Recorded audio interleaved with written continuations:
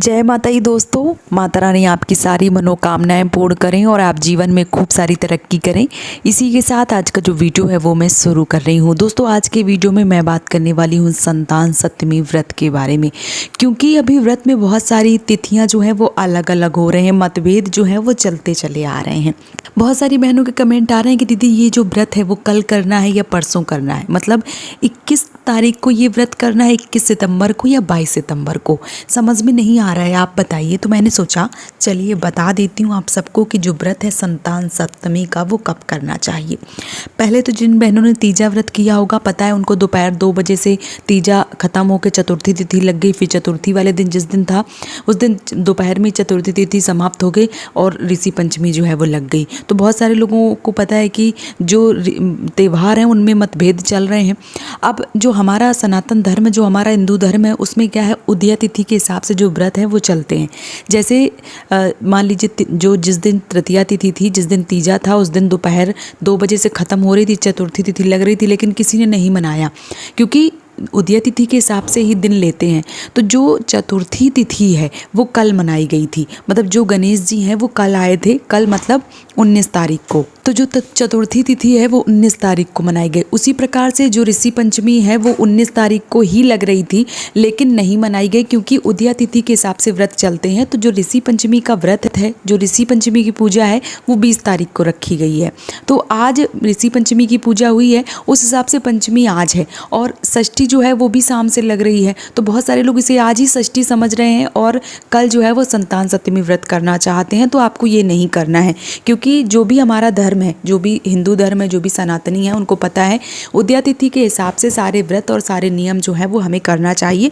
उसी प्रकार से जो पंचांग है, पंचांग क्या कहता है, पंचांग के अनुसार भाद्रपद माह के शुक्ल पक्ष की जो सप्तमी तिथि है वो 21 सितंबर को दोपहर 2:14 पे शुरू हो रही है और अगले दिन यानी 22 तारीख को दोपहर 1:35 पे इसका समापन जो है वो हो रहा है। तो जो उदया तिथि है उस हिसाब से 22 तारीख को ही दिन शुक्रवार के दिन ही जो सप्तमी तिथि है वो मनाई जाएगी। मतलब जो संतान सप्तमी व्रत है वो 22 तारीख को, 22 सितंबर को दिन शुक्रवार को किया जाएगा।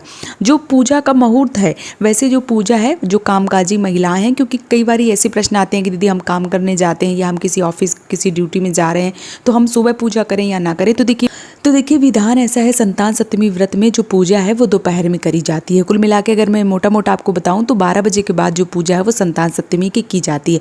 लेकिन जो भी कामकाजी महिलाएं हैं, जो भी बाहर जाती हैं, किसी कारण बस वो पूजा नहीं कर पाती हैं दोपहर में, तो ऐसी बहनों को सुबह ही जो पूजा है वो कर लेनी चाहिए, इसमें कोई दिक्कत जो है वो नहीं है।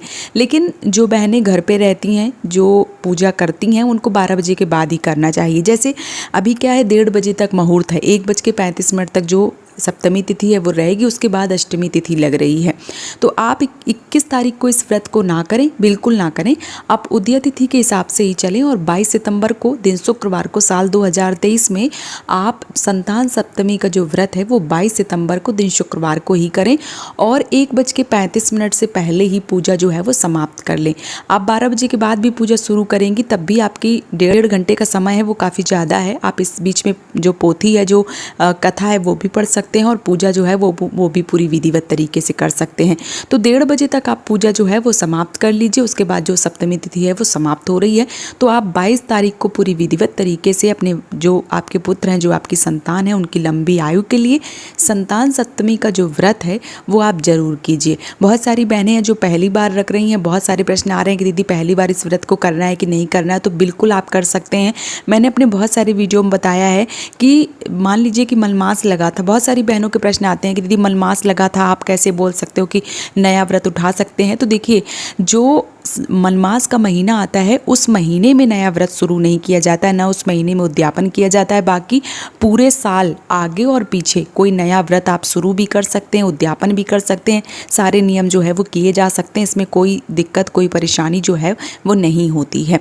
जो बहनें पहली बार इस व्रत को कर रही हैं या जो बहनें, मान लीजिए बहुत सारी बहनें जिनको अभी संतान की उत्पत्ति हुई है, जिनको पुत्र रूपी या पुत्री रूपी धन प्राप्त हुआ है, ऐसी बहनें जो हैं वो व्रत करना चाहती हैं तो बिल्कुल कर सकती हैं। साल। अच्छा, जिनको अपने पुत्र की कामना है, क्योंकि कई बार ऐसे भी प्रश्न आ रहे हैं कि दीदी हमें पुत्रियां हैं और हमें पुत्र की कामना है, या हमारे पास बच्चे भी नहीं हैं तो हम व्रत करना चाहते हैं, तो बिल्कुल आप इस व्रत को कर सकते हैं। ये जो व्रत है वो संतान के लिए किया जाता है, तो माता पिता जो जो बहनें हैं उनके पति भी इस व्रत को कर सकते हैं, और अगर माताएं अकेले चाहें तो अकेले भी इस व्रत को कर सकती हैं। और पूरी विधिवत तरीके से पूजा कीजिए, अर्चना कीजिए और भगवान का स्मरण कीजिए। आप देखेंगे बहुत जल्दी ही आपके घर में भी संतान की उत्पत्ति होगी, आपके घर में भी पुत्र रूपी धन या पुत्री रूपी धन जो है वो आपके घर में बहुत जल्दी आपको मिलेगा। तो संतान सप्तमी का व्रत जो है वो 22 तारीख को ही आप लोग मनाइए उदय तिथि के हिसाब से, और 1:30 बजे के पहले ही जो पूजा है वो समाप्त कर लीजिए। उम्मीद करती हूँ कि आज का वीडियो आपको बहुत ही अच्छे से समझ में आ गया होगा। अगर अभी भी कोई मन में प्रश्न आ रहा है, कोई डाउट्स हैं, तो आप मुझे कमेंट में लिखिए। मैं आपके सारे प्रश्नों का जवाब जो है वो देने की पूरी कोशिश करूंगी। आप सभी माताओं बहनों को संतान सप्तमी व्रत की ढेर सारी शुभकामनाएं। महादेव आपके संतान के ऊपर अपना आशीर्वाद जो है वो बनाए रखें, यही कामना करती हूँ। और इसी कामना के साथ आज का जो वीडियो है वो मैं समाप्त कर रही हूँ दोस्तों। जय माता दी।